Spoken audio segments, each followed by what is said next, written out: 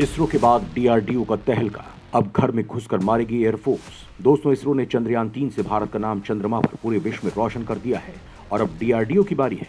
लगातार ये आवाजें उठ रही थी कि भारत के पास दम नहीं है।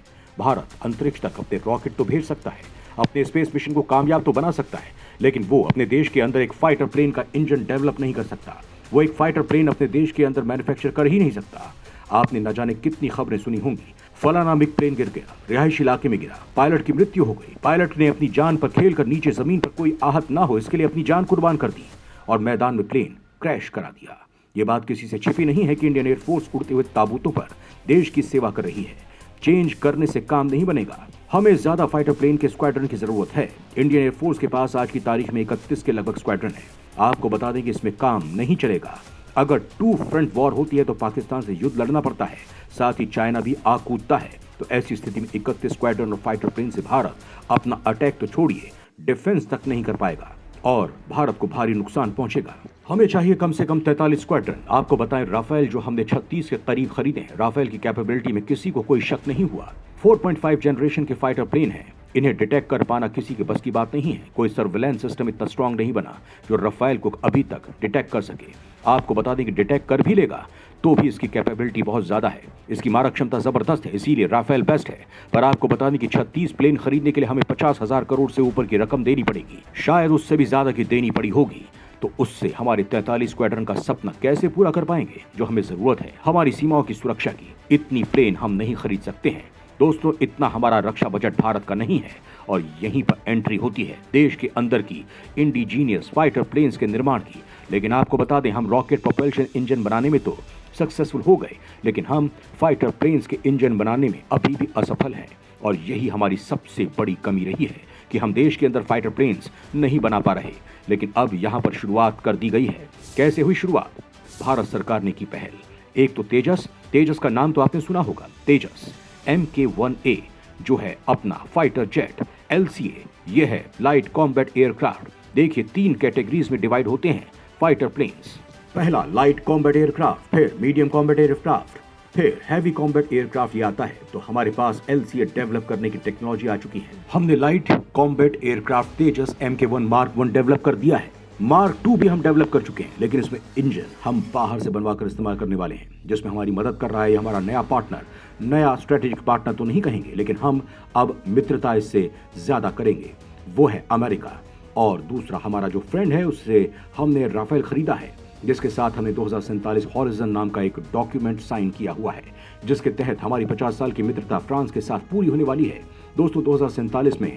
और तब तक जो हमको स्ट्रेटेजिक ऑपरेशन करना है, उसके साथ में रणनीतिक तौर पर जो हमारा कोऑपरेशन होगा, जिसमें कि फ्रांस हमारी मदद करेगा, हम फ्रांस की मदद करेंगे और फ्रांस हमें हमारी मिलिट्री कैपेबिलिटी को डेवलप करने में मदद करने वाला है। वो भी ऐसे वैसे नहीं कि बस हथियार बेच रहा है, वो डिफेंस इंडस्ट्रियल कोलैबोरेशन की बात कर रहा है, यानी कि वो हमें मदद करेगा, हम इंडिजीनियस स्वदेशी तरीके से अपने देश के अंदर निर्माण कर सकें military equipment, military warfare system का, जिसमें इंक्लूडेड है एक फाइटर प्लेन का इंजन। जी हाँ दोस्तों, आपने सही सुना। देखिए, इसरो की सक्सेस का सबसे बड़ा कारण था इसरो को कई देशों से मदद मिली थी।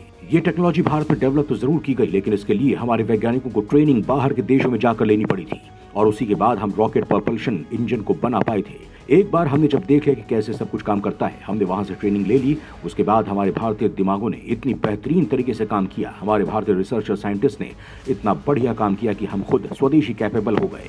डीआरडीओ सबसे पहले इंजन खरीदने वाला है और हम 1000 के तकरीबन इंजन खरीदने वाले हैं। जी हाँ दोस्तों, GE414 कैपेबिलिटी वाला, जिसका 98 किलो न्यूटन का पावर जनरेट करने वाला हम फाइटर जेट का इंजन खरीदने वाले हैं अमेरिका से 1000 के तकरीबन, जिससे हम 126 MC advance medium combat aircraft, जिसमें स्टेल्थ टेक्नोलॉजी होगी। स्टेल्थ टेक्नोलॉजी किसे कहते हैं आप सुनते होंगे, समझ में नहीं आता होगा, थोड़ा सरल भाषा में आपको समझाते हैं।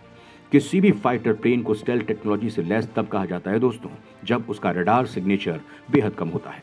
अब आप बोलेंगे कि रडार सिग्नेचर क्या होता है? रडार सिग्नेचर वो होता है, वो उसकी पैमाना होता है जिसके आधार पर तय किया जाता है कि दुश्मन देश जो रडार लगाकर बैठा हुआ है अपनी अपनी हवाई सीमाओं की सुरक्षा करने के लिए, तो उसके रडार में अगर हमारा प्लेन अंदर एंटर करेगा उसके हवाई सीमा में, तो क्या उसका रडार उसे डिटेक्ट कर पाएगा? क्या हमारे प्लेन का रडार सिग्नेचर इतना छोटा है कि इसका रडार में दिखेगा ही नहीं? अगर ऐसा करने में सक्सेसफुल हो गया तो हम कह सकते हैं कि प्लेन जो है ये स्टेल्थ टेक्नोलॉजी से लैस है और ये आराम से खुल जाएगा। और दुश्मनों को पता ही नहीं चलेगा कि उसकी हवाई सीमा में एयरक्राफ्ट एंटर कर चुका है। ध्यान से सुनिएगा, दुनिया में स्टेल्थ विमान कईयों ने डेवलप कर लिए हैं, ऐसी बातें कह के, लेकिन 5th जनरेशन का स्टेल्थ विमान आज की तारीख के जिसे संपूर्ण कहा जाए वो सिर्फ और सिर्फ अमेरिका के पास है। F-22 रैप्टर ये स्टेल्थ विमान नहीं है, ये 5th जनरेशन का फाइटर जेट है, लेकिन अमेरिका का F-35A ये स्टेल्थ विमान है। जी हाँ, F-35 फुली 5th जनरेशन का स्टेल्थ विमान है जिसे डिटेक्ट कर पाना बेहद मुश्किल है।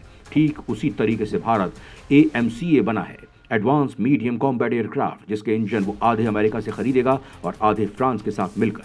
ये जो सैफ्रन नाम की कंपनी है, बहुत फेमस कंपनी है दोस्तों, फ्रांस की सैफ्रन, इसी ने रफाल का इंजन बनाया है। बहुत सारे जो मिलिट्री इक्विपमेंट हैं वो ये बनाती है।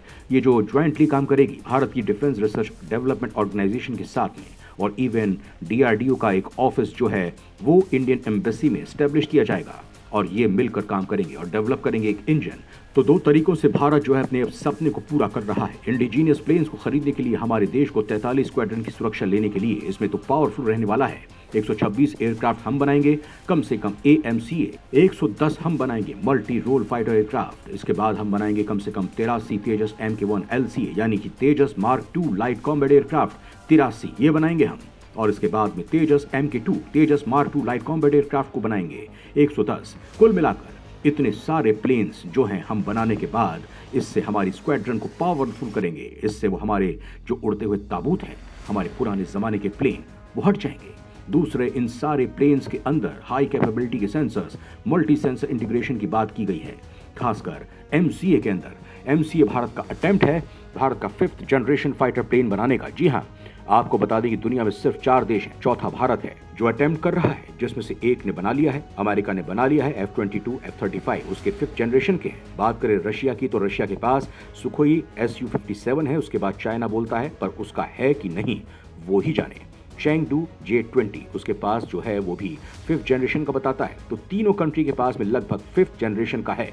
चौथी कंट्री यहाँ पर भारत बनने वाली है AMCA डेवलप करके। देखना यह है कि कितनी जल्दी ये सपना पूरा होता है। बात करें अभी भारत सरकार के प्लान की, तो देखिए ध्यान से सुनिएगा।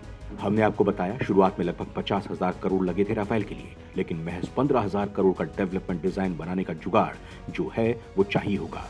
DRDO को अगर उसे MCA डेवलप करना है और उसे सैंक्शन करने के लिए जो PM लैंड कमेटी है, यानी कि प्राइम मिनिस्टर मोदी जी जिसके लीडर हैं, जो कमेटी बनाई गई है, नाम है कैबिनेट कमेटी ऑफ सिक्योरिटी, ये जो है ये डिसीजन लेने वाली है। तेजस बनाने के लिए 9,000 करोड़ मांगे गए थे और उससे उसका काम पूरा हो गया। जल्द बताया जा रहा है कि जिस प्रकार से रोड मैप दिखाया जा रहा है इसमें थोड़ा बहुत डिले तो होगा ही, लेकिन जो रोड मैप है अगर सक्सेस एक बार कर दी गई तो ये पैसा जो कैबिनेट कमेटी है उसके द्वारा अगर कमेटी ने साइन कर दिया कि हाँ ये एक्सेप्टेड है, फंड दे दिया, तो 4 साल इसके प्रोटोटाइप बनाने में लगेंगे, 6 साल प्रोडक्शन में लगेंगे, तो 10 साल के बाद आप मानकर चलिए 2035 तक जो इसमें इंडियन एयरफोर्स है उसमें कंडक्ट हो जाएगा ये जो AMCA है, एडवांस मीडियम कॉम्बैट एयरक्राफ्ट, और तब तक इसके अंदर बहुत सारी कैपेबिलिटीज और भी डेवलप कर दी जाएंगी। दोस्तों ये बहुत बड़ा कदम है भारत का। अब ये देखिए HAL ये तेजस पर काम कर रहा है, तो ये HAL DRDO डेवलप होने लग जाएंगे तो भारत के अंदर रोजगार भी तो बढ़ेगा दोस्तों। हमारे देश के जितने भी युवा हैं उन्हें रोजगार भी मिलेगा, तो एक बहुत बड़ी पहल है ये। धन्यवाद।